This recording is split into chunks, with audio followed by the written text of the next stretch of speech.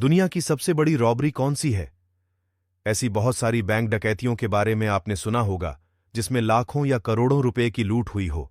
लेकिन आज हम आपको जिस बैंक डकैती के बारे में बताने जा रहे हैं वो बैंक डकैती के इतिहास में सबसे अनोखा मामला है, क्योंकि इसमें सीधे तौर पर उस देश के राष्ट्रपति का बेटा शामिल था। जी हां, यह हैरान करने वाली बात तो है, लेकिन बिल्कुल सच है। इस बैंक डकैती में कुल $1 बिलियन यानी आज के हिसाब से करीब 17 करोड़ रुपए की लूट हुई थी।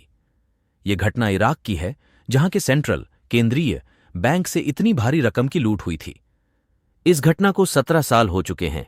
बात मार्च 2003 की है।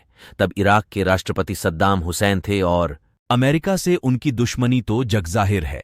कहते हैं कि अमेरिका ने इराक पर हमले की पूरी तैयारी कर ली थी। उससे कुछ घंटे पहले सद्दाम हुसैन के बेटे कुसै बगदाद स्थित इराकी सेंट्रल बैंक पहुंचे और बैंक प्रमुख को एक पर्ची थमाई जिस पर लिखा था कि सुरक्षा कारणों से बैंक के सभी पैसों को राष्ट्रपति ने दूसरी सुरक्षित जगह ले जाने का आदेश दिया है। उस समय इराक में सद्दाम हुसैन का खौफ था, क्योंकि उन्हें एक तानाशाह माना जाता था। इसलिए बैंक प्रमुख कुछ नहीं बोले और पैसों को ले जाने की अनुमति दे दी। इसके अलावा उनके पास और कोई रास्ता भी नहीं था।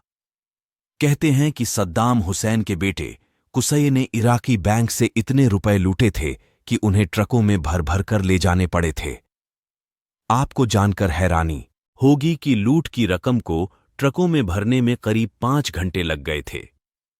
कहा यह भी जाता है कि बैंक में और भी पैसे थे, लेकिन उन्हें रखने के लिए ट्रक में जगह नहीं थी, इसलिए उन्हें वहीं पर छोड़ दिया गया। इस बैंक डकैती की बात दुनिया भर में तब फैली जब घटना के तुरंत बाद अमेरिकी सेना ने इराक पर बमबारी शुरू कर दी। इस दौरान इराकी सेंट्रल बैंक पर भी उन्होंने कब्जा जमा लिया, लेकिन उन्हें वहां पता चला कि सारे पैसे तो सद्दाम हुसैन के बेटे कुसै ले गए। इसके बाद काफी छानबीन हुई। सद्दाम हुसैन के महल में भी जांच की गई, जहां से बड़ी मात्रा में नोट मिले। हालांकि वो नोट लूट की रकम का हिस्सा नहीं थे। उन पैसों को सद्दाम हुसैन के दूसरे बेटे उदय ने पहले से ही संभाल कर रखा था, क्योंकि बड़ी मात्रा में कैश रखना उसका शौक था। कहते हैं कि इराक में और भी कई जगहों पर छानबीन हुई जिसमें कई 100 करोड़ रुपए मिले, लेकिन बैंक लूट का एक बड़ा हिस्सा कभी नहीं मिला। अंदाजा लगाया जाता है कि सद्दाम हुसैन ने उन पैसों को सीरिया भेज दिया होगा। हालांकि इसके कोई पुख्ता सबूत नहीं है। ये बैंक डकैती बाकी की डकैतियों में सबसे खास इसलिए भी थी क्योंकि इसमें इस लूट में एक भी गोली नहीं चली थी और न ही किसी से कोई मारपीट हुई थी। सब कुछ बड़े ही आराम से हुआ था। इस तरह की और जानकारी के लिए चैनल को सब्सक्राइब कर लीजिए